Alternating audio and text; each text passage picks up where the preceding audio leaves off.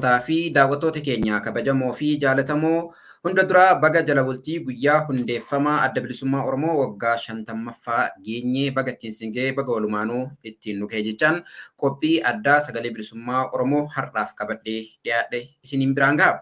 Sagantaa keenya har'aa keessatti keessummaa guyyaa hundeeffama adda bilisummaa Oromoo waggaa 50ffaa ilaalchisuudhaan marii waliin taasisnu isiniif qabadhee dhiyaadhee jira.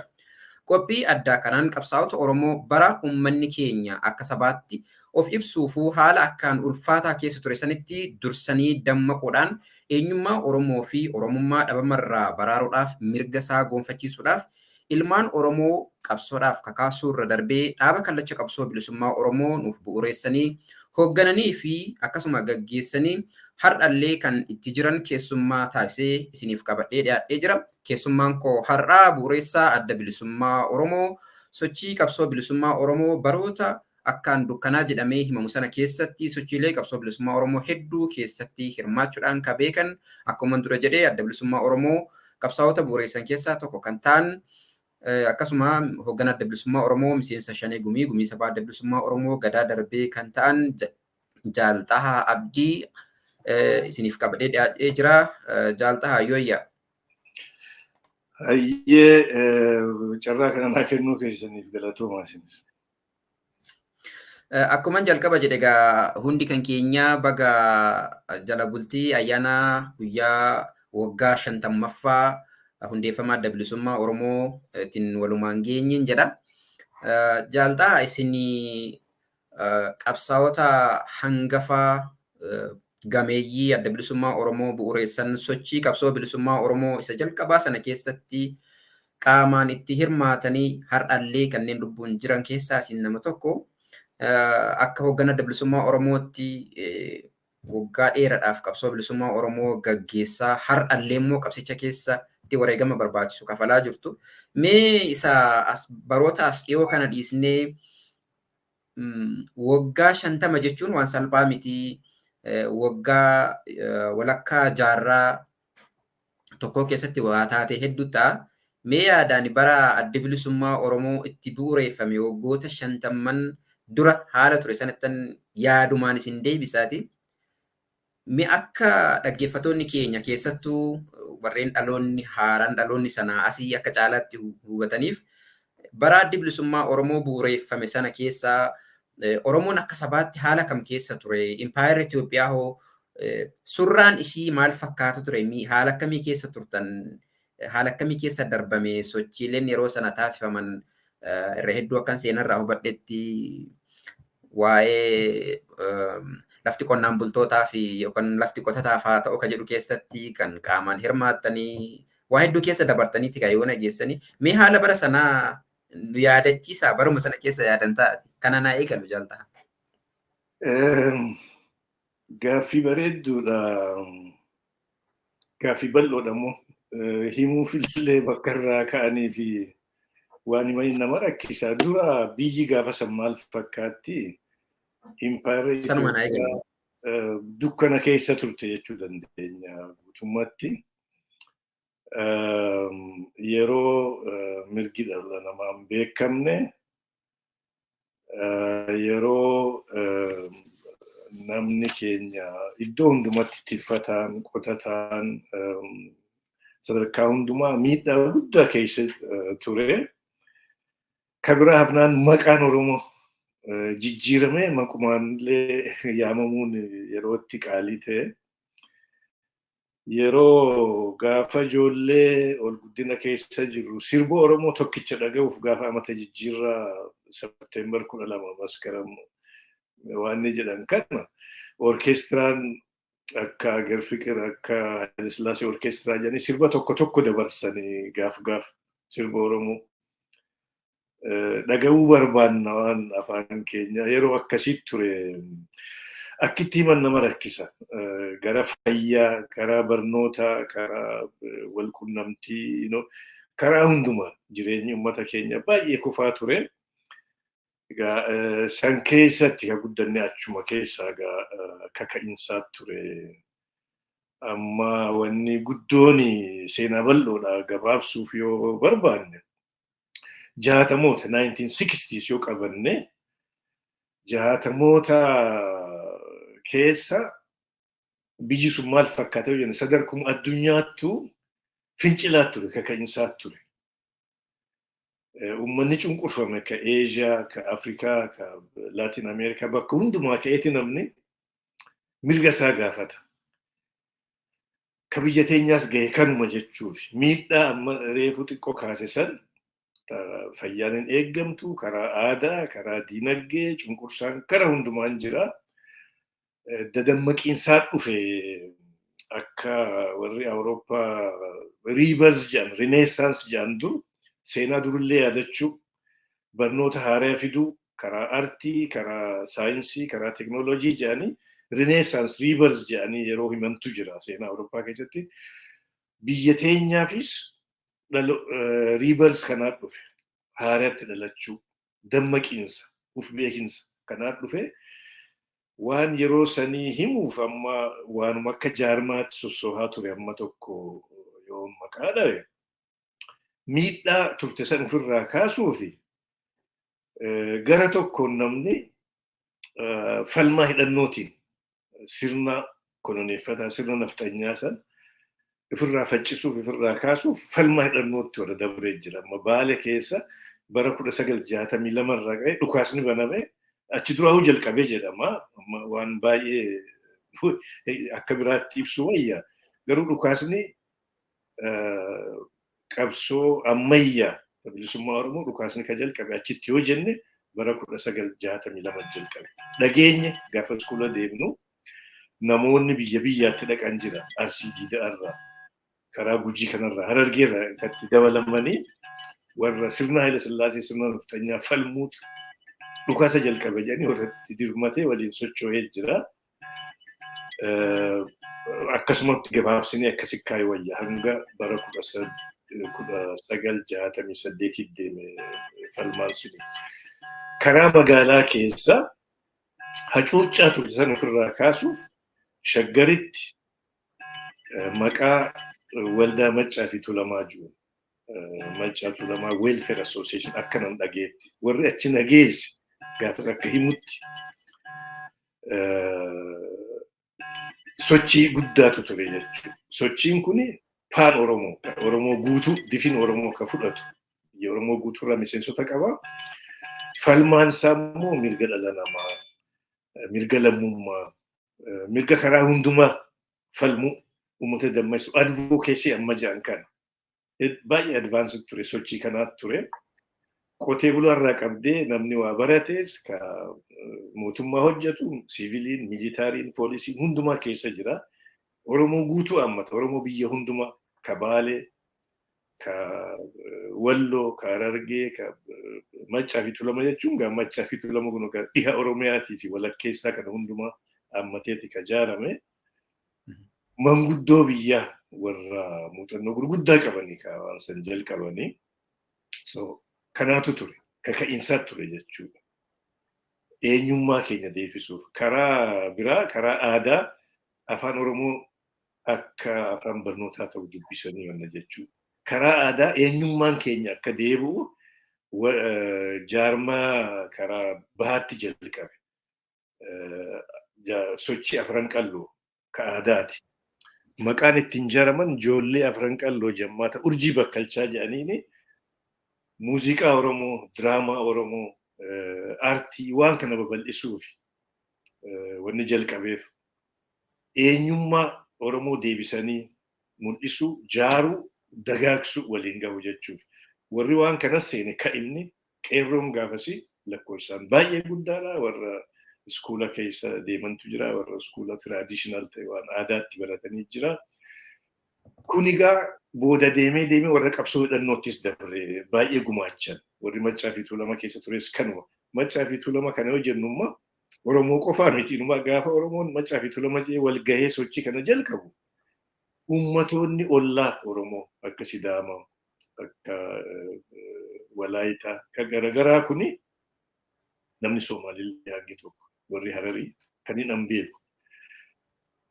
Karaa falmannuun mirga keenya ittiin argannuun karaa ittiin mirga keenyaaf falminu arganne jedhanii warratti seenee jira. Miseensumee namoonni Amaarinya biyya Oromoo dhalatan illee warri Amaaraa kan miseensomee jira. Waan ollaan keenya qabuu qabna jedhanii waan Oromoon qabuu qabna jedhanii kan seenanii kaniin personally beekuu jira. Maaliif akkaan freshman tureen gaafa shaggar dhufee yuunivarsiitii seenurraa jalqabeetiin miseensa waan hin ta'e maqaa isaaniitiin hin beeka hojii haasaweetiin beeka wajjin socho'eetiin beeka warraan amma himuu kana. Sochii kanaa ture jechuu karaa magaalaa waan karaa aadaa waan karaa falmachuu san itti aanee amma jaatamoota gara jalqabaa san warri kaka'iinsarra ture kun amma ijoollee afran qalloofaa jedhanii socho'an san keessa gariin isaanii artistoota jira. Biyya ormaatti baqataniiti waan biyya ormaa ture san sochoosanii gara jaarmaatti akka deemu godhan. Karaa bartoota yoo jenne bartoonni sadarkuma addunyaattuu falmaa guddaarra turan gabas Awurooppaa fi bakki hundi odoon hafin biyya Ameerikaanii Awurooppaa kana aadaa turte jijjiiruuf bartoonni bakka hundaa falmaa jiru. Bakka mootummaatti jijjiiran jira. Beeta Afrikaa keessaas Laatin Ameerikaa keessaas akka Booliiviyaa akka biyya Suudaan mootummaa akka jijjiiramtu bakka godhanii jira. Sochiin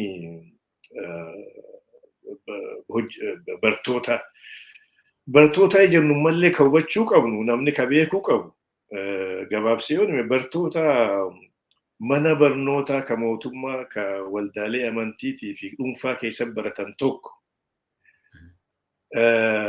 sochii bartoota Itoophiyaa keessatti qooda guddaa qaba. Biyya ormaattis biyya keessattis. Bartoonni biraa kan namni baay'een yaadanne bartoota jaarmoota mootummaa lagatee maaliif mootummaa lagaati mootummaa naftanyaati aadaa amantii balleessa jechuuf warri hangi tokko akkuma aadaatti nama baadiyyaa keessa barsiisu bira dhaqanii afaan Oromootii fi afaan Arabaatii warra baratantu jira. Waanuma warri jaarmoota mootummaa keessa baratan san egaa sadarkaansa addaa ta'uu malee isuma baratan seenaa afaanii giraamar waan heera dubbii hisaaba nama beeku barbaadanii dhaqanii baratan. Warri kunis yaa'eeti biyya keessaas deemee uummata gargaara. Sheeka bira dhaqan santu barbaadee bakka nyaatanii dhugan tolchaaf. Kun kadhatee jiraata. Warra barnoota akkanaa fudhateetu gaafa dabalachuu barbaadan warri mootummaa keessa barate biyya faranjiitis dhaqanii barachuu danda'an. Warri sun ammoo duraanuu piraayiveetli akka aadaatti baratanii bakki dhaqanii jiru. Miilaan yaa'anii yuunivarsiitii akka Azhar biyya Ijipt biyya Misraa fa'aa dhaqanii achi baratan. Isaan kun gaafa baratanii fixan yuunivarsiitii irraa bahan bakka itti deebi'an hin qaban. Warri sirna mootummaa keessa baratallee Amaarinyaa fi Ingilishii waan hojjettuuf biyyi keessattuu Amaarinyaadha warri naftanyaa mootummaa san qaboofuuni. Hojii ni argatu jechuu warri sirna mootummaa keessa barate. Warri kun hojii ni argatan. Warra fincila kakaase kanatti dabalamuun giddiitti ta'e dirqiitti ta'eeti. Namni hedduun gaafas fincila kana seenu karaa biyya ollaa biyya Somaaliyaatti wal gahee jaatamoota keessa achi labsa afaan Oromootiin reediyoo irraa dabarsu jaarmaas tolchuu amma bara 1968 69tti jaarmaa maqaa Oromootiin jaaratanii qabsoo warri firaa sun nu gargaara jechuuf qabsootti seenuuf gaafa jedhan mootummaan Soomaaliyaa ifiifuu sagantaa biraa qabdi. Biyya Oromoo karaa bahaa kana Rift Valley irraa achi cabaa Afrikaa bahaa jedhan kana East Africa Rift Valley irraa gara bahaa biyya Soomaalii ta'uu qabdi jettee falmaa waan qabduuf Oromoota kana Western Somali Liberation Front jaaraa malee akka Oromootti jaaramuu hin dandeessan jedhanii. Booda isuma split godhaniiti bakka lama qoodanii Somali Abbo Liberation Front karaa Gujii, Baalee fi Arsii Diidaa Sidaamallee itti hidhee uummata ollaa keenyaa fira Sidaamaa itti uummata Sidaamaa jecha. Uummata Sidaamaa Somali Abboo jedhanii Afaarillee achuma dabalanna fakkaata. Harargee immoo Western Somali Liberation Front akkana ijaaramtan jedhanii impose irra godhanii. Amma Oromoonni maal godhuu kana fudhachuu hin dandeenyu warri tooftaa xiqqoomee deemnee laalla waggaa biyya teenya seenne akkaataa itti nu tolutti hojjannaa jee jira hangi tokko. Warri kun kana fudhachuu hin dandeenyu jedhaniiti biyya walabummaan ittiif jaaran barbaadu ka'anii gaafa sun yeroo sanii jaatamoota keessa South Yemen Yemanii kaabaatu biyya sooshaalistiiti, biyya maarkistootaatu bulchaa, sochii bilisummaa tana baay'ee gargaaru. Karaa kaaniin warra dur abbootiin isaanii biyya teenya fa'aa dhufteetu jira. Wal keessaa kana dhiiga Oromootis namoota biyya teenya dhiiga qabu. Biyyi sun akka adda Yemanii ammaa tanarraa adda turte. Inni simatte Oromoota warraaqsa barbaadu kana qabsaa'uu barbaadu kana achitti wal ijaaranii socho'uutti ka'an. Maqaa duraan gaafa Western Somali Liberation Front taatan malee jedhanii sani socho'anii waan argatantu jira gargaarsa biyya Oromaatiin. Isa san itti dhimma bahuuf maqaan sun yeroof jijjiiramuu hin dandeenye. Isaan keessaa immoo warri tokko ka'anii maqaa ENLF jiruun Ethiopian National Liberation Front dhiibbaa mootummaan Somaalii godhusan ofirraa faccisuuf maqaa kana wayya maqaan Oromoon baramne addunyaa irratti jechuun ENLF waan jiru tokko tolchan nama Kabiru Seef. Kuni erga dhiifama erga Somaaliin jaarmayoota lameen kana bifa kanaan qabsaa jettiin dura kan yoon dogoggoruu baadhina sirreessu Hussein Soraa faanatti fakkaata yoon seenarraa kan isaan kana boodaaf nu ka dhufe. Akkuma Somaaliin kana jetteen warri hangi tokko ka'ee isaan kadhachaa oluu hin dandeenyu socho'uu nutti hin dhiisan maqaa Oromootiin jaanii achi bahan Yemanitti Saawuz Yemen kanatti achi bahanii uf jaaran jechuudha. Uf jaaranii garuu waan gargaarsa duraan argatan sanii nu harka qabdi jechuufi maqaa Itoophiyaatu falmaaf nu mada jedhaniiti ENLF tolchan Kabiru Hussein Soraa isaanii namni hangi tokko. Warri immoo dargaggoo kasila sii kaase warri Maccaatu lamarraa dhaqee jira ka Baale keessa falmaarra ture falmaa hidhannoorra ture jira warri Afran Qalloorraa dhaqee Shabaab dargaggeessi kun jira qeerroon gaafasi. Warri duraanuu beektaa bara 1966-7 kana keessa jaarmaas tolchee maqaatti baasee alaabaas tolchee jaarmaa lama turan gaafas. Lachuu alaabaas qabu, faaruu alaabaatis qabu. Faaruun alaabaa takkaa fi alaabaan sunuu takka ta'a addi bilisummaa Oromoo dhaale. Itti dhaqqabnee booda fudhannee ta'a addi bilisummaa Oromoo dhaale. Gaafa Yemanitti cibaanii sanuma qabatanii dhaqan tokko ta'an gaafas deebi'anii garuu maqaa Oromootiin of jaaruun yeroo irraa fudhate dhiibbaa turte san ofirraa faccisa jechuun warri tokko ENLF tana maqaa Itoophiyaatiin jee. Dargaggeessi kun ammoo achi leenjii fudhatee isaanii biyya seenuu deemu bara 1969tti biyya Soomaalii seenuu irratti biyyi teenya galaanni looktuudhaan baaritti waan hin dhiyaanneef Soomaaliyaa keessa dabruu irra ture. Achitti sagantaan isaanii bacancartee marfamanii warra Soomaaliyaa kadhatanii nuti uumaa isinii wajji rakkoo hin qabnu biyya teenya dhaqneeti mirga keenyaaf falmana nu dabarsa jedhan didanii nama tokko irraa du'e nama 37 turan na fakkaata. Leenjii fudhatee warra qabsoo hidhannoo jalqabuuf deemu. Namni tokko irraa wareegamee achi dhaabbachuutu irra ture. Dabruu dhoorganii waggaa 5 hidhaman. Isaanii waggaa 5 hidhamee ba'e. Amma gaa yeroon suni akka jennee biyya keessaas sochii adda addaatu jira. Isaanii hidhaa keessa jiru warri adanitti hafe. Qabsoo san itti fufuuf ammas lammata bakka dhaabbattirraa sochoosuuf nama ergan bara 1971tti. Biyya keessa naannawanii shaggariis dhufanii neetworkii tolchanii akka namni hariiroo adda addaa tolchanii qabsoon hidhannummaa saara'umtu maqaa Oromootiin jechuu ammas gaagamni wahii irra gahee qabaman jarri hanga tokko namni baay'een hin yaadanne warra sanfaajitu jiramma. Warra marsaa lammaffaa kana jecha. Marsaa lammaffaa bara 1971tti nama baay'eetu walitti qabame dirree dhawaa keessa shaggariis hidhame. Hanga tokko baasanii akka nama 7-8 warra ta'u yeroo dheeraatti muranii hidha warra fincila kaasuu deemu jedhanii dargiitu booda baase gaafa mootummaan ajjaa kufuu deemtu warra sana. Itti aanee immoo bara 73 irra geenye 1973 gaafa 1971 tuni bacancartu warri hafemmaas actually warra gaafa bara 1971 dhokate hin qabamini hafe faatu dhaqee itti dabalamee adanitti ammas wal kaasanii 71 dhalche. 73 dhalche. 73tti gaama yeroo Elemoo faarra geenya.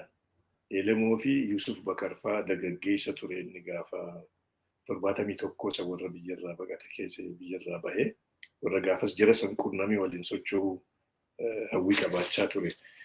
Hidhaarraa dandamatee achi dhaqee lammata Elemoo fa'aa wajji ta'anii waan irraa hafe qabatanii biyya dhufan. Biyya deebi'an. Kabir Hussein Suraatis fidanii mariin akka ta'u garuu lola jalqaban. Isaanii lola jalqabe mariinumaa waan irra geesse hin qabdu waan guddaa warra waan sanii akkasitti sochoosaa ture keessaa ka lubbuun jiru jira Kabir Hussein amma jiranii akiramanii. Elemoos hin jiru Yusuf Bakarni jira inni caalaa ibsuu danda'a. Murtiin addaan taane waraanni dhiifama jaaltaan addaan isin kutaa wanni baay'ee seenan kun anillee fi akka caalatti hubadhuuf dhaggeeffatoonni daawwattoonni akka caalatti hubachuu danda'aniif warra bara sana turan keessaa kan amma lubbuudhaan jiran ni jiru naan jettanii taree irra caalatti hubachuufani maqaa isaanii akkasitti addanaadhaan adeemamee daawwattoonni akka hubataniif taree nullee haalan nu danda'ame kun namni irra caalatti immoo dabalata akka argachuu dandeenyuuf. Gara magaalaa baay'een isaanii warri wareegamees jira amma warri gaafas dubbisan quba qabu namoota akka Magarsaa Barii Baarootumsaa baay'eedha. Baarootumsaa faan warra waan sochii bartootaa keessaas gumaacha guddaa qabu. Sochii bartootaa keessatti waa'ee lafti qotee bulaa fa'aa taatu fa'aa gaafa jedhan sochiisan sadarkaa ol'aanutti ka sochoosaa ture ka hoogganaa ture Baarootumsaati. Namoota akkasiiti jechuun nama baay'eedha. Waan lakkaawanii fixanii miti. So ka 73 kuni haasawa politikaa qofaa miti. Waan bara 69 irraa hafe qabataniiti qabsoo hidhannoo jalqaban. Yeroon sun yeroo warraaqsi sochii duraan turte ka qabsoo Oromoo ka ummatoota garaa walitti dabalamee fincilli guddaan biyya keessa akka creeping revolution ka jedhaniin ogguuta akka gara kaabaatti gara kibbaatti eessa akka magaalota hunda keessatti fincila guddaatu ka'ee warraaqsi Itoophiyaa sun dhoohe ka jedhan saniin wal afaan dhufe. Hagasittuu Elemoo faanis wareegaman. Amma qabsaa'onni waan kana keessa turani egaa dargiinis dhufe. Qabsaa'onni waan kana keessa turan haala haaraa dhalate kanaanii qabaman jechuudha. Qabsoon hidhannoo itti fufuuf turte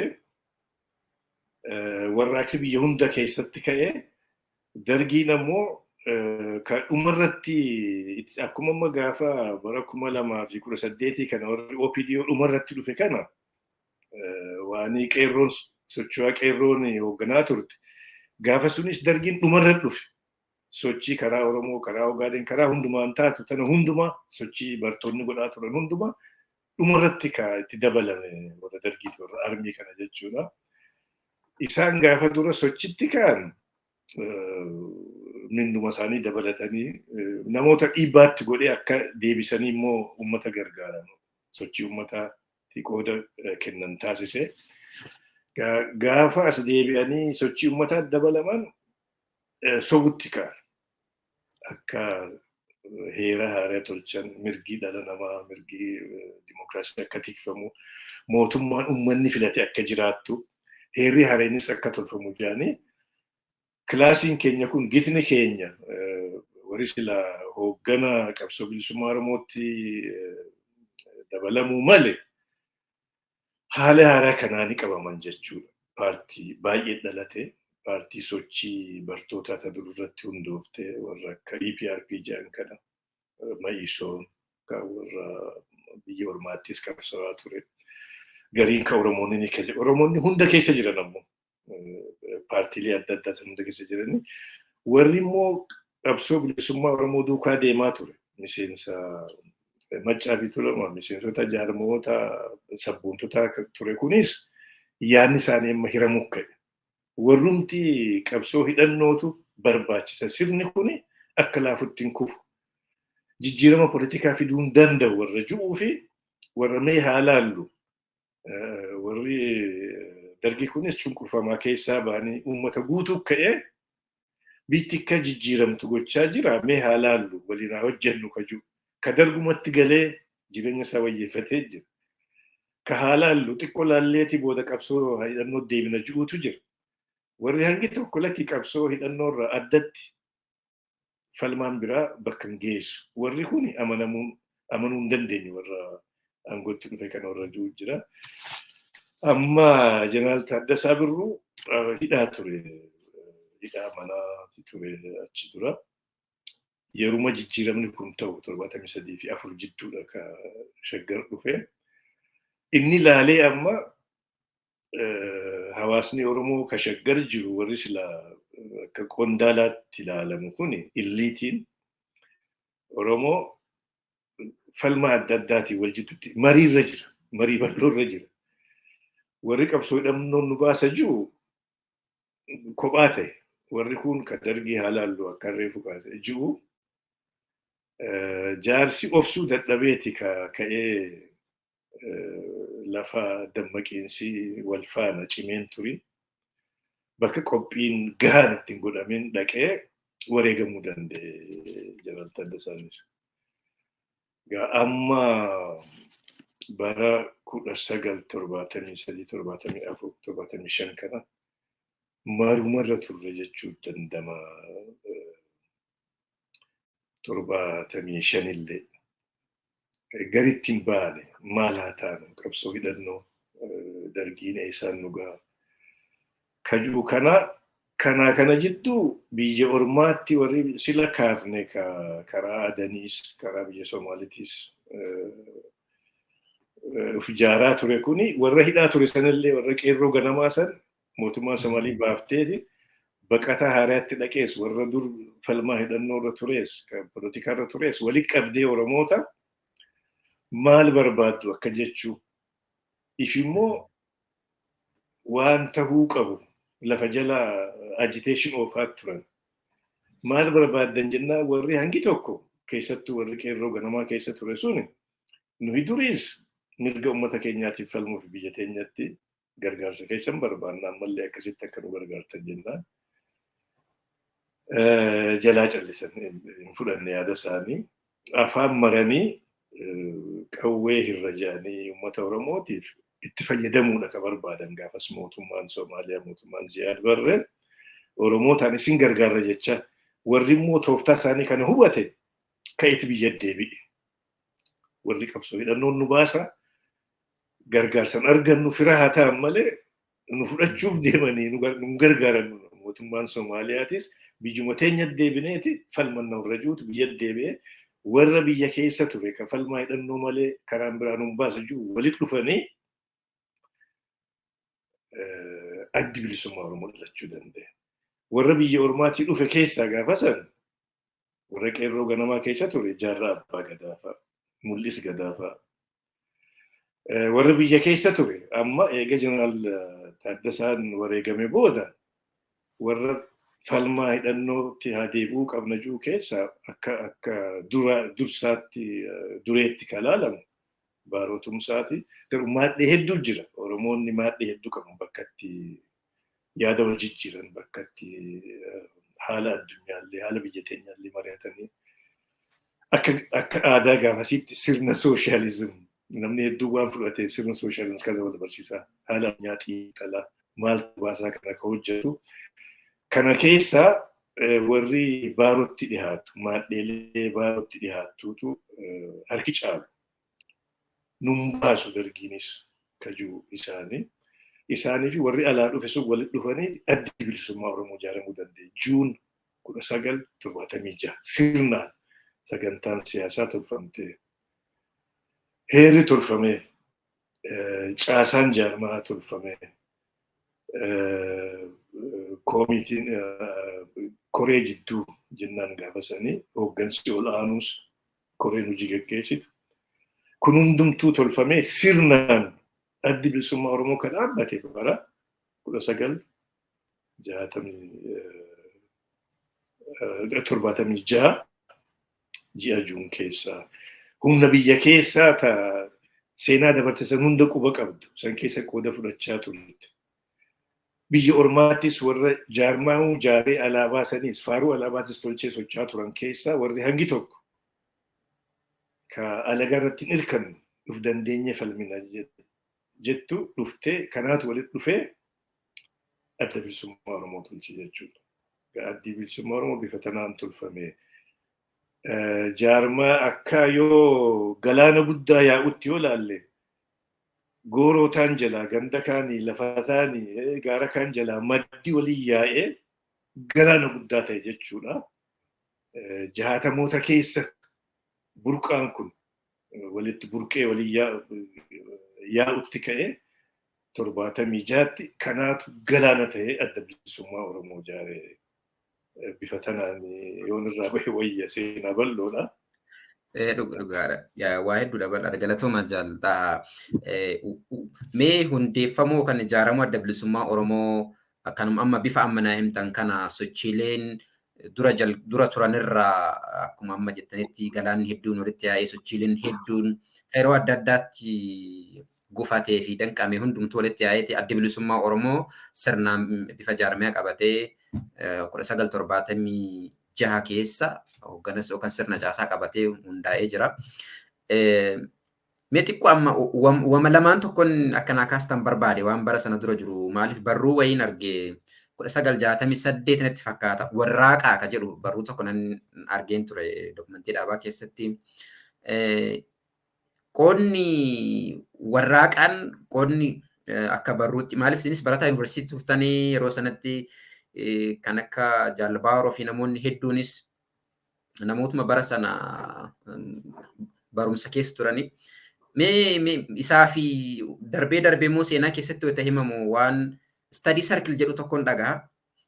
Na yaadachiisa maal ture qoodni barruu warraaqaa jedhu sun gumaachi yoon dogoggoruu baadhe 1968 natti fakkaate kan maxxansa isaa arge isin ni beektu caalatti na yaadachiisa. Barraaqa moo warraaqa? Barraaqa. Barraaqa warraaqas. Isin isa beektan yaadachiisa an warraaqaan arginatti fakkaata. Warraaqnii fi bakkalchi Oromoo kajuu mouthpiece gaazexaa adda bilisummaa Oromooti gaafuma adda bilisummaa Oromoo sirnaan ijaarame sun jalqabe warraaqni gaazexaa dargaggoof tolfame qeerroo gaafasiitiif kan itti yaadni haaraan dhiyaatu akka maadhee isaaniitti irratti wal jaaran jechuu fi akkasitti tolfame.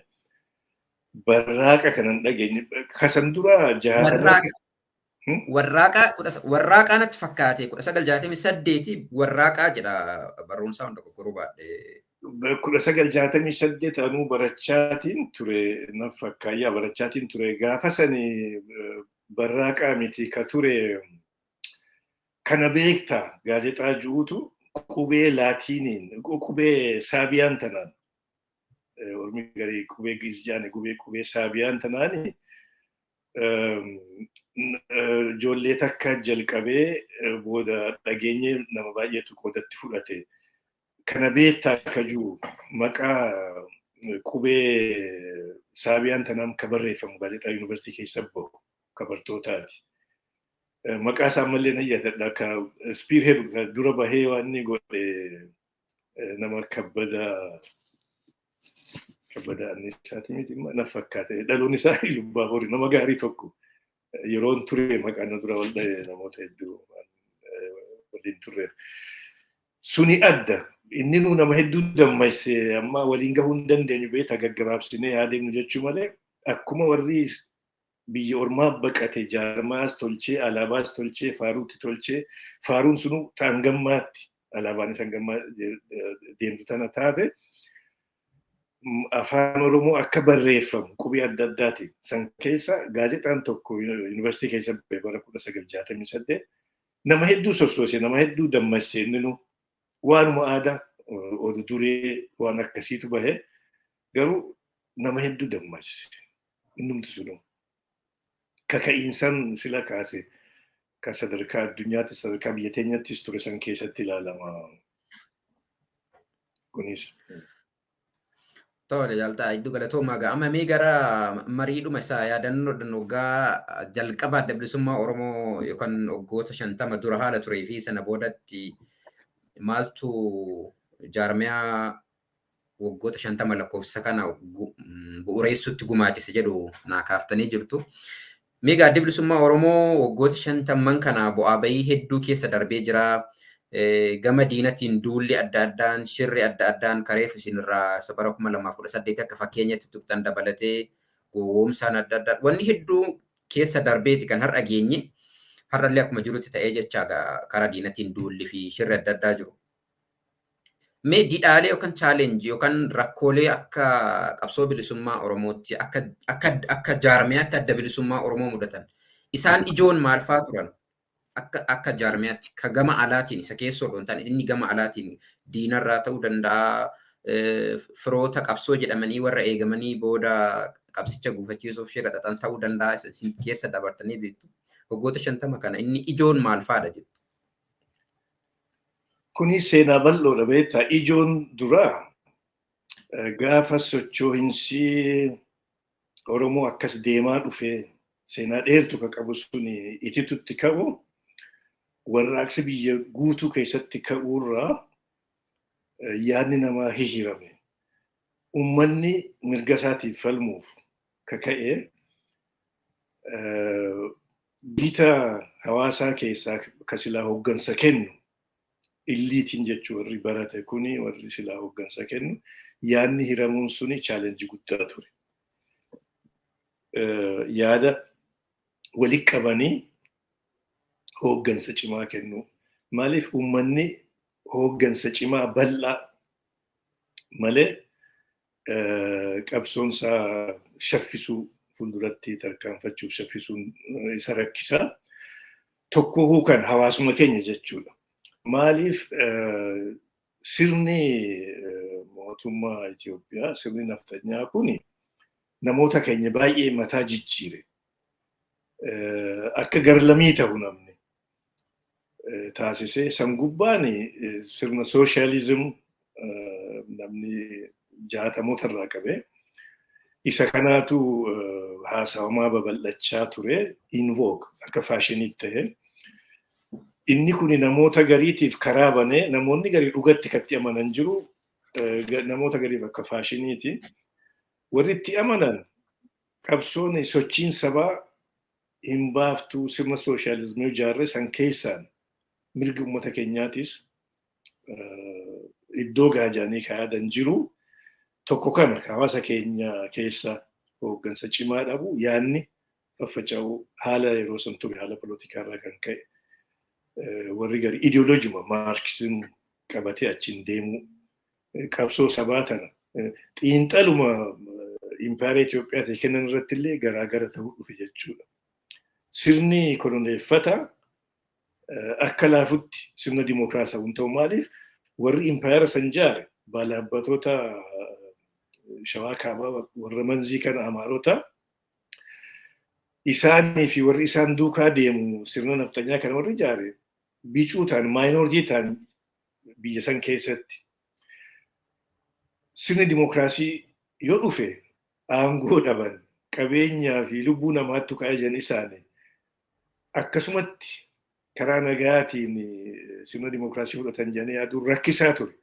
Achi duraa beektaa waan kana duraa namni adda addaa babarreessee waan godhee jira seenaa keessatti warrumti faranjii ka'e sirna san gargaaru mootummaa Hayilasillaasee gargaaru biyya tana wayyeessaa jee kadhatee dadhabee bara.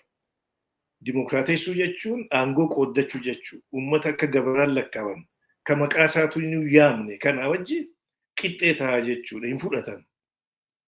Arrallee hin fudhanne kun ni argina. If duba deebisuu barbaadan.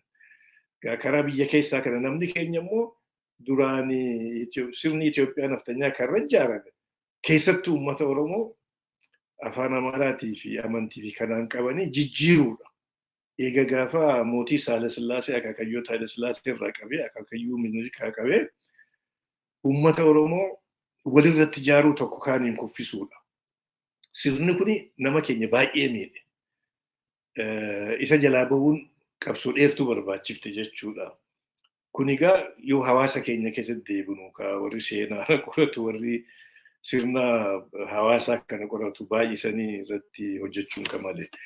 Karaa biraatiin yoo ilaalle alaa immoo gaaffiin teessanis waan ta'eef akka addi bilisummaa Oromoo ijaarameen waraanaatu dhalate mootummaa Soomaaliyaa fi Itoophiyaa jidduutti. Soomaaliyaan akka reefu kaase durumaanuu Oromoota wal jaaree bilisummaa teenyaaf falmina jee fira jee kan itti dhaqe lakki maqaa Soomaaliitiin yoo ta'e malee jaanii kan dhoorgan. Yoo isin gargaarre akkana ta'uu qabda. Jijjiiramuu qabdan akkuma sirni naftanyaa juusan mootummaa impaayara haaraa akka Soomaaliyaa bal'aa kana Rift Valley irraa achi isa keessatti yoo ilaaluu dandeessan malee jaanii ni miti. Bara 1975 duruu jalqabe wanni kun. Warrumti dhufee warra biyyaatiin wal ta'e siin juusan dubbii san arganiiti. Ka dhufanii warra biyya keessa jiru falmaa hidhannootti warra amanii wajjin addi bilisummaa Oromoo akkasii ijaarame. Egaa ammoo inni ta'e maali mootummaan Ziyaad Barree Soomaaliyaa waraana labsiteeti Itoophiyaa weerarte jechuudha. Harka caalu biyya Oromooti qabeerarte karaa Baalee karaa biyya Booranaa Gujii kanaan karaa Harargeetiin. Warra afaan Soomaalii dubbatu qofa irratti hin dhaabbanne. Duraan yaadni sunillee amma kaasuun nurra hin jiru. Ingilizootaan jalqabee warra gammoojjii afaan Soomaalii dubbatu biyya takka ijaarraaf jedhanii isa qabataniiti Greater Somaaliyaa Soomaaliyaa guddoo ijaarra jedhanii mootummaan Soomaaliyaa hundi isaaniitti amaneetiin warri dura dhaabbatullee jiru Soomaalotaas ta'aniiti. Garuu mootummaan Ziyaad Barree waraana bante biyya san ijaaruuf impaayara haaraa akkuma Minilik dur tolche. Impaayara tolchisan ijaaruu barbaade Ziyaad Barree. Biyya afaan Soomaalii dubbattu qofa Ogaadeenitti hin dhaabanne biyya Oromootis weerare. Waraana bilisummaa Oromoo kareefu ijaarame. Kareefu sochii jalqabu kanatti duulan. Diina tokkoffaat ta'e. Warri dargiitiis warri kun nun baasu jee itti duula. Saanduwii ta'e jechuu waraanni bilisummaa Oromoo kareefu jalqabe. Waraanni dargiis itti duula. Waraanni Ziyaad Barrees itti duula.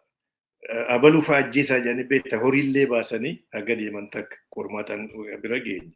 Hagas takka ture. So alagaarraa iskatti dhufe kana jechuudha. Guddachuuf gaa tokko lafti teenya lafti Oromiyaan baaritti hin dhiyaattu ollaan biraan jiru. Karaa akkasumaan waraanni kun tattaafatee gara Tuulamaa kanattis ol dhiyaachuuf karaa Awaash kanaan waraana babal'isuuf karaa dhihaa karaa Amboon qabatee karaa dhihaattis babal'achuuf tattaaffii godhaa ture. Uffis jiraatee ofirraa faccisee waraana lachuu ka dargiitis ka Ziyaad Barreetis ofirraa faccisaa babal'achuuf tattaaffii guddoo godhee wareegama hedduu kafalame. Yaaduma san egaa kaballatee dhumarratti gara bara 1978-79 karaa dhiha Oromiyaattis waraanni akka jalqabu ka taasifame yaada san babal'isuufi biyya keessa dargiin akkuma warri irraattis godhaa jiru namoota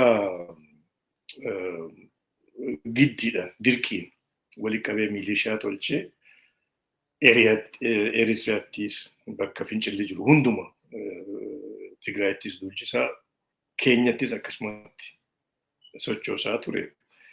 Dandeettiin guddoon uummata keenya dammaqinsiin waan waliin gahineef irraa hambisuun rakkoo ture akka waraanuma dargii ta'anii walillee miine nama keenyaas hin miine kan biraattis akka hin duulle yaadni ture garuu dhaabuu hin dandeenye.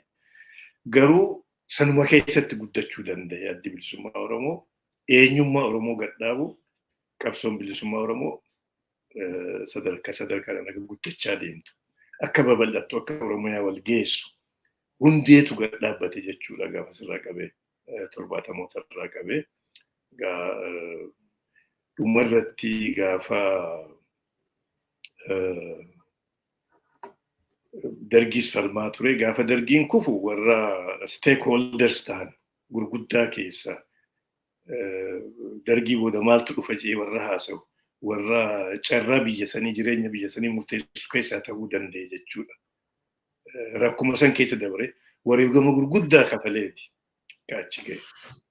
Tole jaaltaa galatooma waa mee haala bara chaartaraa jedhamee isa beekamu kan kufaatii dargii boodaa jiruu fi kasanaasii bariidhaan itti deebina. Waa tokko mee na yaadachiisaa jechuun haala keessa turtan sana keessatti seenaa qabsoo bilisummaa Oromoo keessattis akka fakkeenyaa ta'ee wanni ka'u keessaa wareegamni waggootaaf kafalamaa yookaan baafamaa yoo nagahee ammallee itti jira. Bara 1980 hoogganoonni adda bilisummaa Oromoo olaanoon Hayyuu Duree dabalatee kan odoo imala qabsoof jiranii itti wareegaman 1980 Shinniggatti wareegaman kan guyyaa goototaallee san akka fakkii godhanii irraa kaanee kabajnu ni jira. Mee wareegamoota baafaman keessaa inni sun isa akka fakkeenyaatti kaafamu tokko sana dura sana booda isaa jiraatu iyyuu malee jechaadha.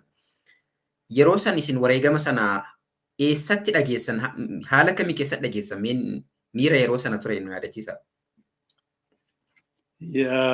Sunis seenaa cimtuuf dandeesse isa otoo hin tuyne waan xiqqoo takka tana haftee jira. Beeta gaafa waraanni Soomaaliyaa fi Itoophiyaa jidduutti ta'u waraanni amma yeroon turte namni irraanfata malee miidhaanis ciminninis baay'eetu keessatti argame wareegamtoota amma jettus achiin gahe.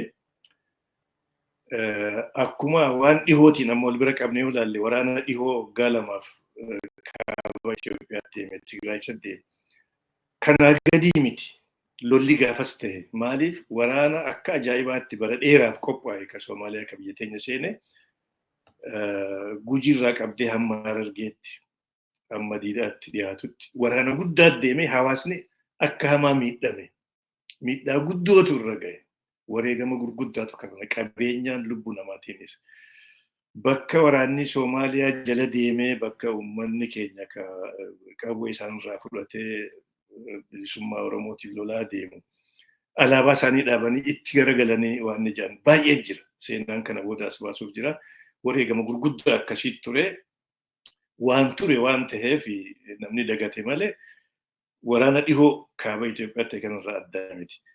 Ka hoogganoota adda bilisummaa Oromoo ka Shinniggatti ta'e suni akkaataa itti sun nu mudatee jira. Akkan sila kaasetti waraana Itoophiyaa fi Soomaaliyaa jidduutti ta'e sanirraa dandamanneeti waraanni Oromoo bakka dur ture qofaa miti babal'achuutti ka'ee karaa dhiha Oromiyaallee gahe. Bara 1978 achittis akka jalqabamu ta'e. Eegaa waraanni Soomaaliyaatis injifatame Kiyubaa fi tokkummaan Sooviyeet hunditti dirmatee dargitti waraanni Soomaaliyaa cabee gad deebi'e. Akka adda bilisummaa Oromootti nuti hariiroo Soomaaliyaa wajji qabnu uummata Soomaaliyaatii wajji qabnu irraa duroomuu hin dandeenyu. Ollaadhaas firummaan ni jirti. Dogoggora isaaniitti kan deebine akka irraa dhaabbatan barbaadna malee irraa duroomuu hin dandeenyu. Kanaaf hariiroo sana haaromsine. Hariiroo sana haaromsineeti akka wal gargaaru isaanillee kakuu nu seenanii amma haala haaraa dhalate waliin hojjenna jedhanii. Isa kana keessatti jilli adda bilisummaa Oromoo dhaqee wajjin haasa'ee akka sadarkaa olaanutti jilli Hayyuu Dureenis keessa jiru. Akka dhufee caalattis wal mari'annu hin danda'ama jedhanii hayyama nuu kennan. Hawwii isaanii, fedha isaanii nutti mul'isan jechuudha. Isa kana himne hooggansa keenya ka dirree jirutti kana himne. Sadarkaa kana geenya jechuutu itti himame. tura keessa gaa yeroo hanga tokko fudhatanii gaafa karaa Soomaaliyaa akkuma biyya biraatti socho'uu kana san Soomaaliyaa keessa waajjiras qabannee nama keenyas jaarree socho'uutti kaa'ama. Daandii wal qunnamtii tolfachuutti gaafa kaanu hooggansi keenya ka biyya keessa jirus dubbii tana gabaasa kana dhaga'ee bobba'utti ka'e karaa sana. Soomaaliyaatti bobba'ee silaagaa akka namoota biyya ormaa keessa hariiroo alaa hojjetanii wajjin dhufanii hariiroo teenya biyya ormaa babal'isuuf Soomaaliyaa wajjis haareetti karaa daandii itti wal gargaaran tolchuuf ka'anii ka bobba'anii akka carraa tahee waraana biyya Oromiyaa keessa bobba'aa ture waraana shiftoota biyya keessatti hafe gaafas waraanni Soomaaliyaa kan mootummaa injifatame faffaca'ellee garuu warra afaan Soomaalii dubbatu keessa biyyuma Itoophiyaa keessa Ugaadanii fi naannoo garii faffaca'ee jira. Waraana Oromiyaatti bobba'ee saamaa gudeedaa akkas jechaa ture kana waraanni bilisummaa Oromoottis uummannis itti bahee ofirra aree isa harka bu'anii jechuutu jira.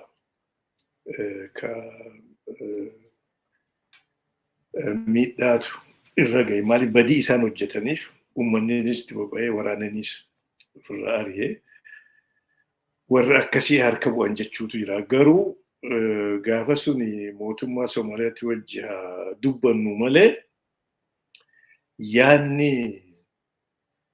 Soomaaliyaa guddoo ijaaruu Oromiyaa gar tokko gara bahaa jiru tana biyya Soomaaliyaa guddoo sanatti dabaluuf addi bilisummaa Oromoo yaada san dura dhaabbate jechuuf warri diinummaatti akka diinaatti qabsoo bilisummaa Oromoo laalu. Qabsaa'ota Oromoo laalu baay'ee jira. Warra akkasiiti jechuudha. Isaan afaan bu'anii isumaa akka dhageessan akka seenaan himamutti qabsaa'ota maqaa Oromooti biyya Oromoo falmu Oromiyaa falmuuf adda bilisummaa Oromootti ijaaramee deemu kana adda baasuuf warra amantii muslimaa qabu isaan akka muslimaattiif ilaala warri sun jechuudha. Isin kophaa bahaa jedhaniin namni waan akkasii hojjetu waan amantii qaba jettuun kan muslimaatiin kanuma fedhee amantii qaba jettuun illee jiru. Adda baasuullee barbaadan. Warri kuni qabsaa'ota Oromooti seenaan amma siin jedhan hunduma beekan. Warra qabsoo keessa bubbulee beeku. Seenaa dubbachaa turre tana hunda warra keessa dabre lakki addaan hin baanu nuyi qabsaa'ota Oromooti miseensota adda bilisummaa Oromooti hariiroo akkanaa mootummaa Soomaaliyaatti wajji qabna ergaa deemna dhaamsa jaarmaa keenyaa qabannee deemna jaanii itti himanii irraan fudhanne shiftoota jechuudha jedhu suni shiftaatu galaafate. Ka dubbii san hammeesse garuu akka isaan galaafatamanii mootummaa Muhammad Ziyaad Barree ta Soomaaliyaa warra maqaa Western Somali Liberation Front ka dur Oromoof kennan maqaa saniin socho'uu kan warri Soomaalii kun Soomaaliyaa guddoo jarra ja'an warra san hooggansa isaanii barbaanne itti haasofne akka Oromootti hin diinomne duraanuu hariiroo haaromsinee itti dubbachaa turre. Isaanitti simnee balaa akkanaatti namni keessan balaa akkanaa nurraan ga'e jennee mootummaa Soomaaliyaatti simnee baay'ee nama gaddisiisaa gaddallee nu agarsiifne gaafa sanii waan hamtuu ta'e akkasuma wajjigaa jireenyi itti fufaa qabsoonis itti fufaa akkuma jedhanii qabsaa'onni kufaa qabsoon itti fufaa isaan namoota keenya hooggansa keenya hangasii wareeganiif balleessaniif lubbuu isaanii qisaasaniif qabsoon hin dhaabbanne. Guddina irratti guddina dabalachaa kun waan garraa geenye jechuu fi balaa guddoo nurra ga'e gaafa sana. Qabsaa'onni garuu ka fudhatan ba'aa miseensota keenya hoogganoota keenya dabalanne اتفقنا أكما جانسان سنمات لغاته أكا قبصوني في دوبان ديبني غافين ساني واني سان روري كمان أكا إنغوفن نتاسي سولا ككون سولان غمات تكون وتلوفتي جرتي Fayyaa ta'a waan yeroo darbeetiif jiru seenaa yeroo darbee sana akka nama jiraatee keessa darbee yoo nagahee ofiifis qabsicha sana yookaan taatee yeroo sanaa beekutti dhaggeeffattootaaf ibsuun waan salphaa miti waan seenaadhaaf. Mee irra hedduu qabsoon bilisummaa Oromoo waggoota 50 darbanii akkuma himtanii fi yoo dhuguma hammuma ta'e iyyuu guutuu miti hammuma ta'e iyyuu irraa himne yoo jedhame baay'ee bal'aadha. Waan keessaa dubbatanii keessa yookaan ibsanii keessaa bahanii miftii yoo seenaadhumaan galmaa'ee bifa barruutiin taa'ee dhaloonni firri isaa lagaanis irraa barate irraa hubate malee jecha gariidhuma ijoo isaa hamma ta'etu kuna. Hamma bara chaartaraa duratti hamma yeroo dargiitti kan naaf eertani. Kan mee kufaatii dargiitii fi yookaan yeroo sanatti adda bilisummaa Oromoo didhaa kan rakkoolee isa mudate kana hundayyuu irra aanee bara dargiin kufu keessa akka jaarmiyaatti humna negotiate godhu yookaan nutis akka jaarmiyaa biyya kana keessa akka tokkotti dhimmi saba biyya kanaa yookaan sabootaaf sablammootaas ni ilaallataa dhimmi biyya kanaan ilaallataa jedhee haraaramu keessaa tokko akka ta'etti naa himtanis akkasumas ture dhugaadha. Yeroo taateen kun ta'u yookaan bara chaartaraa sana isin immoo qaamanuu akka seenattu immoo araara bara sanaa keessas tokko isinuu kan keessa turtanii miidiyaalee adda addaas sana tura himaa turtanii waggoota dheeraa booda immoo araara ji'ootuma tokko lama yookaan guyyoota yeroodhuma muraasa dura ture keessa isin turtanii mee isa bara darbee sanarraa kaasee akka isa sana akka fakkeenyan nu tuqaati isa ammaa kanas ilaalati amma seenaa sana himuus yeroo nurraa fudhata waan ta'eefi maalidha garaagarummaan impaayera Itoophiyaa kana keessatti wanni jijjiirame jiraayi wanni sirni bara sanaa fi wanni bara kanaa wanni ilaalcha mootummaa yookaan ilaalcha sirna Itoophiyaa keessatti wanni jijjiirame jira. Mooraa qabsoo keenya keessatti hoo wanni ilaalcha sanaan walgitu wanni jijjiirame ni jira.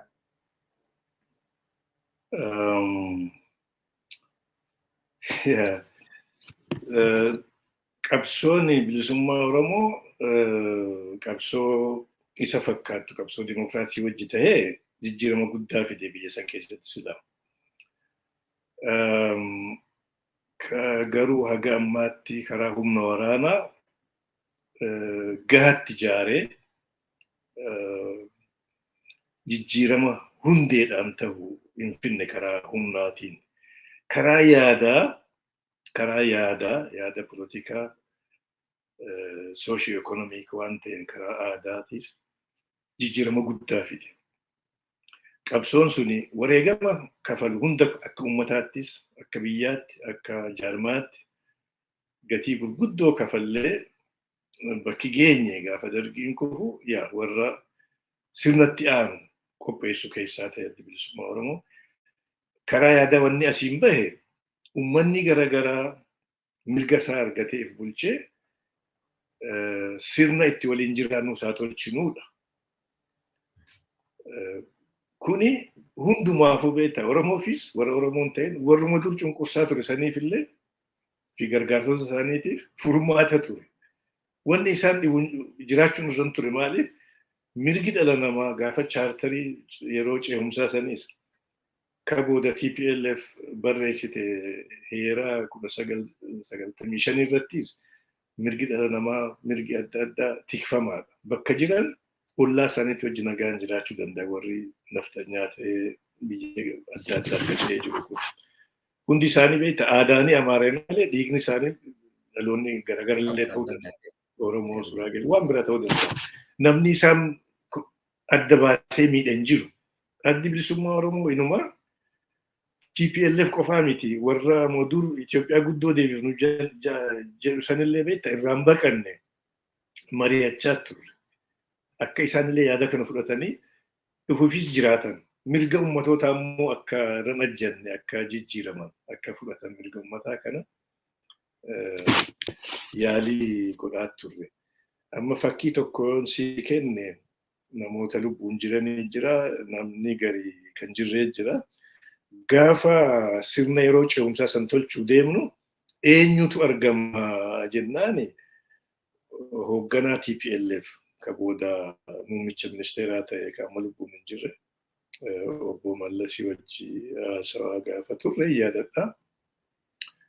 Nuyi warri falmaarra ture ka falmaa adda addaarra ture hundumtuu yoo dhufe rakkoon qabnu afeeruu qabnaadha ka jennu. Warra immoo sirna nafxanyaa ka durii gargaaraa ture ka mirga Oromoo illee fudhanne warra akka EPRP jira. Isaanillee hawaamanii maaliif lafa magaalaatii fi warra Amaarinyaa dubbatu kana biratti fudhatama hanga tokko qaban. Karaan keenyaa fi kasaanii garaagara beekta gargar fagoodha. San duraas itti haasofnee yaada isaanii jijjiiruuf akkuma firoota keenya ka Somaaliyaati soduma biyya teenya illee barbaadu irraa fagaannee hin beeknu. Itti dhiyaannee haasofsiisuu yaada isaanii jijjiiruuf qabsoo guddoo gochaa turre karaa Soomaaliyaatis. Maaliif ollaadha waliin jiraachuu qabna. Warra kaanis itti haasawaa turre. Amma maal jennaani nuti warri Sidaamaa hin dhufaa, Abaluun dhufaa, jaarmanii polotikaa garaagaraatis ka sabarrattis hundaa'e inni dhufa. EPRP'n isaa dhufu jennaan. Maaliif konstituensii qaba warra yaada san fudhatu jira. Haa dhufu maali alatti yoo hambifte waan biraa dabra. Finnee akka nuti uummata keenyarraa amantii guutuu qaba. Mirga isaatiif akka falmatu uummanni keenya. Yoo filmaanni dhufe eenyu akka filatu ni beekna. Amantii irratti qabna. Uummata keenya irratti amantii guutuu qabna. Haa dhufanii jenneeni lakkiin ta'uu jenne. Maaltu dhibe jennaan isaan numan ta'uu jedhu. Sababa nu qubsu nun kenne. Warri hafaa jechuudha. Warri TPLF.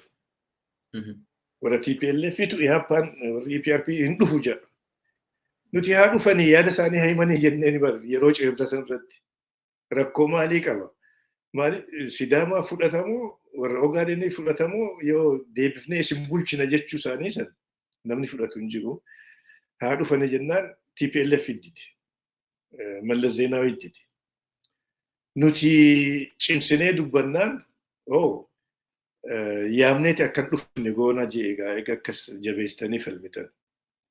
Lakki maa yaamne kan dhufu godhuu miti nuti dhugaanii dhufanii yaada isaanii haa ibsanii nama isaan irraa fudhatu yoo argan gooftaa isinitti aana jechuuf dhufanii miti. Yaada keenya fudhadhaa jechuuf dhufan. So hagas takka fakkuma kennuu fi garaa bal'inaanii mirga uummata Oromoo qofaa miti akkuma gaafa maccaatu lamaatis reefu kaafnes haasawaa turre san mirga uummatoota biraatis tiksuuf tokko kaanitti akka gooftaan taane wal taanee waan walii gallu heeraa haaraa tolchine akka waliin jiraannu jechuuf kanarratti ka biyyi sun akka ijaaramtu barbaanne egaa waraanaan achi geenye impose hin goone irratti hin dirqisiifne garuu karaa yaadaa fudhachiifne TPLF isinuu fudhattee sirna federaalizummaa sabdaneessaa kana fudhattee garuu ka isaan dhibe isaanis dimokiraatessuudha ka isaan dhibe. Dura adda bilisummaa Oromooti jibbukkaan wanni isaan OPDO tolchaniif bara 1979 jalqabanii bara. Adda bilisummaa Oromoo ajajuma barbaadan. Addi bilisummaa Oromoo humna biraatiif ajajamuufi kan tolfame. Mirga Oromootiif falmuufi. Mirga Oromootiin falma jettee jaarmaa biraatii ajajam fudhattu. Jaarmaa biraarraa ajajam fudhattu. Kan arganiiti ka OPDO tolchan. Kan anne dadhabne isin hin baasuu isiniif isin taanii nuuf isin taanii jennee literaali akkam maasuun kanatti itti haasofnee nu didan hooggansi isaanii. Egaa akka ammaa agarreetti kunoo nuuf isin taane isiniif isin taa ka jenne suni profeetik ta'e. Ablee adda bilisummaa Oromootiin ajjeesuuf qaran ta'e OPDO'n ablee Oromoon qaqqabuuf meeshaa Oromoon qaqqabuuf tolchan ta'e dhumarratti garuu uummanni Oromoo dandamatee addi bilisummaa Oromoos dandamatee isaantu dura bade jechuu isaan balleesse deebi'e. Egaa yeroo sanii wanni gochuu barbaanne akka sirni haaraan dhalate mirga Oromoollee mirgi hiree murannaa Oromootis kan uummattoota biraattis fudhatame akkatti waliin jiraatus. Maaliif diinummaan jidduun turre. Sirni uummattoota jidduu diinummaan hin turre. Sirni immoo koloneeffataa cunqursaa sirni naftanyaa suni ka jibbu dimokiraasiidha. Ka jibbu walqixxummaadha. Kanan fudhatu TPLF illee achuma seente jechuudha. Ammas yoo agarre beektaa ka amma jiru kuni sanumaa itti fufe. Amma biirokiraasiin yeroo Minilik xiqqoo jalqabdee yeroo Haayile Sillaasee ka dagaagdee biyya guutuu wal geesse biirokiraasiin Impaayera Itoophiyaa sanumaatu ka Dargii ta'e, sanumaatu ka TPLF ta'e, sanumaatu ka amma Biltsiginnaa ta'e. Akka jirutti hin dhageessu bara oduma yaada qajeelaa illee qabaatte amma warri Biltsiginnaa yaada qajeelaa silaa qabaatan biirokiraasiin isaan hin dhageessu akkasuma jirti. Biirokiraasiin federaalaa waajjira muummicha ministeera irraa qabi waajjirri hundumaa akka jirutti warra yaada dursaniin deemu mirga uummatootaa kan fudhanne kanaafi isaanii wajji wayirra gahuu hin danda'amu jijjiiramni bal'aan ta'uu qaba. Addi bilisummaa Oromoo bakka amma geenyerra humnoota yaada akkasii qabanii wajji ta'ee bakka amma geenyerra fuulduratti waan ta'uu qopheessuutu irraa eegama malee sirnuma sanii itti fufee jira. Sirni sun bakka hin gahu. So qabsaa'onni Oromoo akka agarreetti beektaa karaa nagaatiin hojjenna jedhanii bara 2018ttis waraanni nuu galee itti uumaa wayirra hin geenye jechuudha. Furmaanni hin jiru. Bakka amma jiru dabarree egaa ammas taanaani ka ammaarraa guddoo haasa'uun hin danda'amu barbaachisulleedha.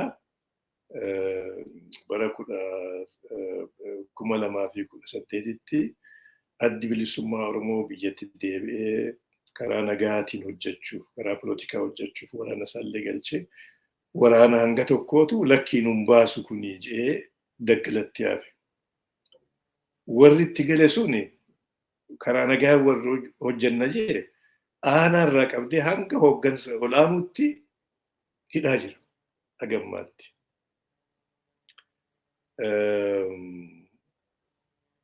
So karaa nagaatiinis akkuma durii sirni kuni karaa nagaatiin biyya san jijjiiruu, dimokiraateessuu, sirna dimokiraasii mirga dhala namaa katiisuu, mul'isuu hin barbaadu jechuudha. Hojiin agarsiise amma. Falmaan hidhannoo akkuma reefu kaasaa turre bara 73, 74, 75 kan namni mari'achaa ture. Itti deebi'amee kaas geenya sun silaa 2018tti bacancaree oole. Humna hanga tokkootu lakkii warra kana amanuu hin dandeenyu.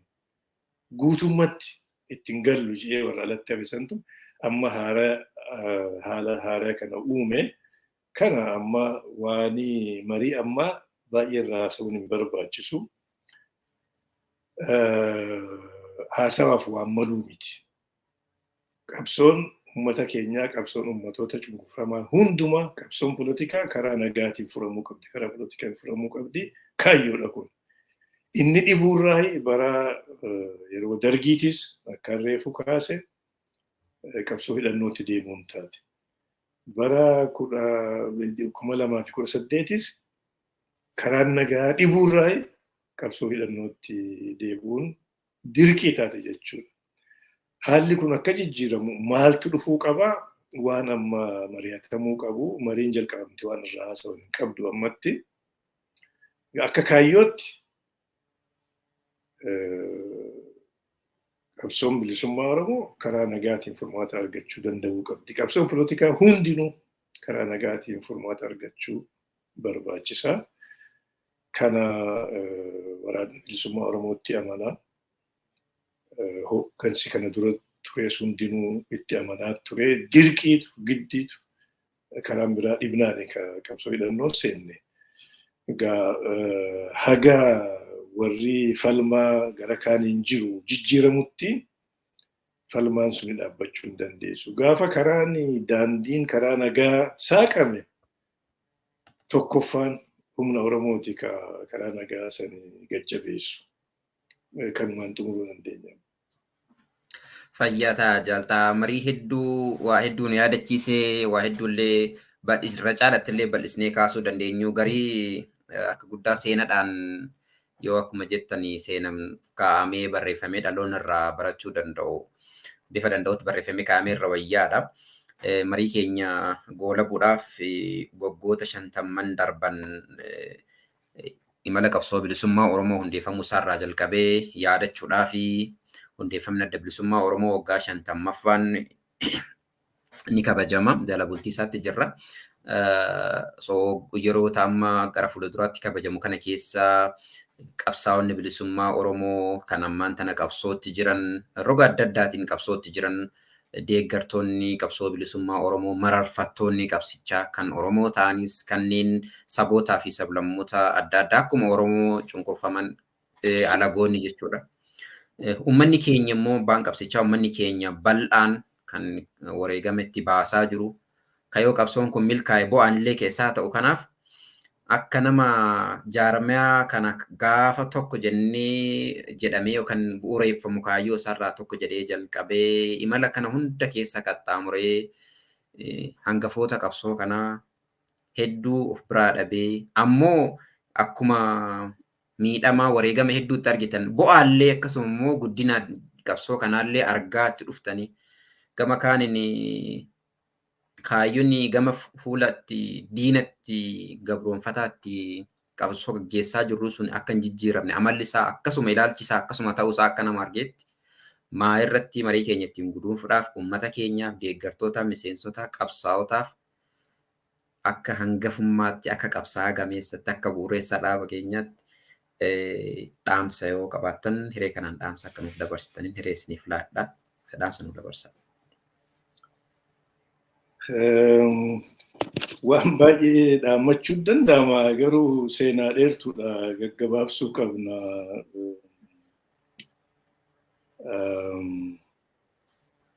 Qabsoo yeroo dheertuu fudhatte akkaan reefuu kaasaa ture amma dhukaasni baalee akka jalqabe 62 irraa yoo san fudhanne waggaa 60 meeqa gahe.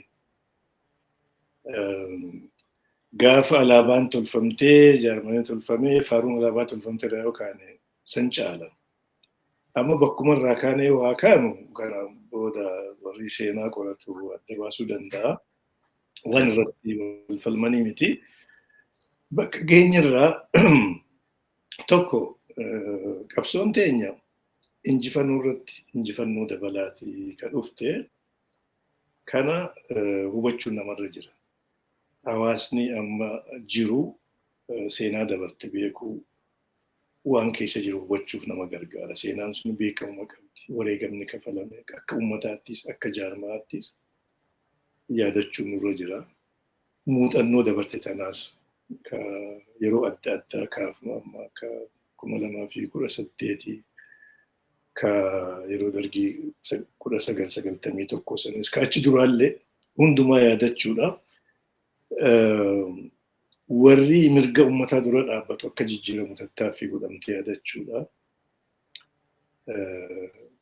Gorsaa fi kadhaan qofa bakka barbaannu geenyu tanas beekuu irraa barachuun namarra jira. Harka tokkoon gorsaa falmaanis jiraachuu qaba. Injifannoolee gatii guddoo haa kafalamu malee injifannooleen argaman jiru. Karaa barnootaa waa'ee afaanii yoo kaafne afaan keenya afaan wallaalletti muramee ture. Akka badutti muramee ture. Akka uummataattu akka barnu akka aadaatti wanni Oromoo jedhan hundumti isaa aadaan bareedaan sun sirni gadaa akka badutti murame. Kun hundi amma bakka deebi'ee injifannoo arganne tanaas irra jaalluu barbaachisa. Akka fooyyeen laaluu miti. Injifannoo gurguddoo arganne jedhanii taa'aniitis wanna jechuun hin barbaachisu.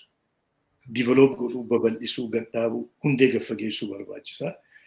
So bakka geenyarraa injifannoolee galmaawwan irratti dabalaa deemuu nurra jira. Dhumarratti falmaan hundinuu karaa nagaatiin raawwachuu qabdi. Dhumarratti hawaasni keenya tokkummaa isaa cimsee والوبته والدقيفته هم أما فالمرة جرتو دوكا هريروتو الرأيك جما كراهم دمار والججبيسو والأفان ديباني والسكالو أنقول ندفتي أنقول رنجيني فالمرة جرا أنقول جج والأفو ديبون برباتشسو بل إناني مارياني أنقول نمو دماني جيسيو توكو توكونش كبرباتيو جراته أمني بلان مرقسا أكارجاتو kaayyoodha ta'u dursuu qabu aangoo matamaatiin dhuguma akkuma hawaasa biraa namoonni gaafa jireenya isaanii jijjiirratanii achi maqan jiru gadduu miti sanutti illee isatti dhiisanii amma bakka geenyarra dhageettii Oromoo argate injifannoolee Oromoo argate karaa hawaasummaa karaa afaanii karaa hundumaan argate kana irratti ijaaraa deemuu qabnaan jedha isarratti wal gargaaruudha. Humna amma falmaarra jiru tuukaa hiriiranii jabeessuudha. Akka waliin heewasne akka waliin laaffifne isuma kanaan dhaammachuu barbaada. Tole Mureessaa qabsoo bilisummaa Oromoo keessatti wanni kaasta yoo jiraate egaa qeerroo ganamaatii fi sana dura irraa jalqabee hanga qeerroo har'aatti fi egereef hanga bilisummaa sabaatti waan dhaammattantu jira. Wanni afaanitti isin kute wanni silaa marii tana keessa odoo waan akkasii gurra uummataa bu'ee wanni jirtan yoo jiraate jaalta. Dhugaa keeti anumtuu jechuufin karaa nama keenya humna amma falmaarra jirtu duukaa hiriiruudha.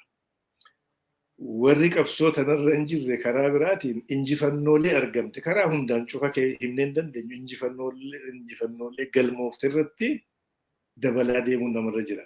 Ka dagachuu hin qabne humnoota akkuma keenya mirga dhala namaatiif, mirga hiree murannaatiif, mirga dimokiraasiitiif walqixxummaa falmaa jiranii wajji hariiroo cimsuudha. Kophaa miti. Uummanni keenya uummata kamii wajjinuu diinummaan qabu. Humnoota cunqursaa durii sirna durii deebisuu barbaadu hanga tokko malee uummanni uummata Oromoota wajji jiraachuu hin barbaanne hin jiru. Hundi ni barbaada. Waliin jiraachuu barbaada. Uummanni Oromootis uummata biraatii wajji hariiroo gaarii qabaa, diinummaan qabu. So kanas beeknee humna teenya cimsuu, wal duukaa hiriiru, humna amma jiru kana wajji falmaa cimsuu, warra kaayyoo wal fakkaatu qabu, warra sirna dimokiraasiitti amanu, wal qixxummaatti amanu wajji hariiroo cimfachuudha. Isaatu bilisummaa bal'ootti dagaagina egereetti nu dabarsa. Lamaanuma kana ufiifis wal duukaa hiriiruu wal cimsuu, humna fakkaatu wajjiin wal duukaa hiriiruu wal gargaaru. Kanumaan irraa wadhaa hedduu galatoomaa. Hedduu galatoomaa isinillee marii bal'aa waa hedduu kaasuu ni dandeenya. Yeroo dhumatu nu daangessaa dhimmoota hedduu kaasuu ni dandeenya. Gariin seenaadhaaf keenya, gariin immoo marii yeroo biraatiin kan itti deebinu ta'a. Waggaa 50ffaa adda bilisummaa Oromoo itti bu'uureeffame kan kabajamuuf jiru sababeeffachuudhaan akkasuma immoo waliigala imala qabsoon bilisummaa Oromoo walakkaa jaarraatii ol dabarse kana keessatti maal irraa kaaneti har'a geenye maaltu immoo nu dhafate isa jedhu irratti mudannoo qabdanii fi mudannoo qabdan akkasuma immoo waan beektanii fi ta'u mala jettan dhaggeeffatootaa fi daawwattoota akkasuma uummata keenyaaf nuuf qooduu keessaniif hedduu galatoomaan isiniin jedha. Qabsaa gameessaa fi bu'uureessaa adda bilisummaa Oromoo hoogganaa miseensa Shanee Gumii sabaa adda bilisummaa Oromoo kan duraanii Jaal Xahaa Abdii hedduu galatoomaa. Waa hedduu irratti waan mari'achuu dandeenya. Kan inni bara chaartaraa sagaltamoota jalqaba irraa kaasee kitaaba keessanii Billiqa jedhamu akka fakkeenyaatti kaasuu nan danda'a. Namoota hedduu keessatti waan uume qabaa. Hiree kanaan sana sa'aatiin yeroo nu daangesseetuma hin kaafne malee kitaaba sanarratti waa hedduu kaasuu ni danda'ama. Mee ani sagantaa koo kanumaanan gudunfaa hedduu galatoomaan isiniin jedha. Egaa tanumaan yoo waa'ee kitaaba sanaatii fi waan biroo kasanaa wal qabata ammoo sagantaa biraatiin akka beellama naa qabdan yookaan deebinee wal arginu abdiin qabaa. Jaaltaa hedduu galatoomaa umrii dheeradhaa bilisummaa harkaa galanni keessan kan bilisummaa fi walabummaa ta'uun jedha jaalladha. Ayyee rakkoon hin jiru deebinee haasa'uu dandeenya. Jaalleewwan sagalee bilisummaa Oromoo hojjetan hundinuu nagaan jiraadhaa galatoomaa jabaadhaa ammallee tajaajila guddaa kennaa turtanii fuulduraas akkatti fuftan abdiin qabaa jabaadhaan isin ja'a galatoomne. Fayyaa tajaajilta hedduu galatooma. Daawwattoota keenya kabajamoo fi jaalatamoo akkuma hordofaa turtan mariin Booressaa Adda Bilisummaa Oromoo akkasuma immoo qabsaa gameessa Jaal Abdii waliin taasisne marii dhimmoota bu'uureffama Adda Bilisummaa Oromoo dura sochiilee turanii fi hanga guyyaa har'aatti illee waa hedduu kaasnee mari'annee jirra. Isinis nu faana bu'uudhaan nu hordofuu keessaniif ammallee irra deebinee hedduu galatoomaa isiniin jenna. Ammallee irra deebi'uudhaan baga hundeeffama Adda Bilisummaa Oromoo waggaa 50ffaa walumaanuu geenyee jenna. Sagantaa keenya itti aanuus akkasuma qabsaa'ota gameeyyii kanneen qabsoo kana keessatti seenaa hedduu bu'aa bahii hedduu dabarsan mudannoo fi muuxannoo qabanii akkasuma dhaamsa qabanillee hordofni kan isiniif dhiyeessinu ta'a. Kanarraa kanumaanan guduunfee horaa bulaan isiniin jedha. Sagantaa biraatiin hamma walitti deebinutti kanumaanan guduunfaa nagayaatti.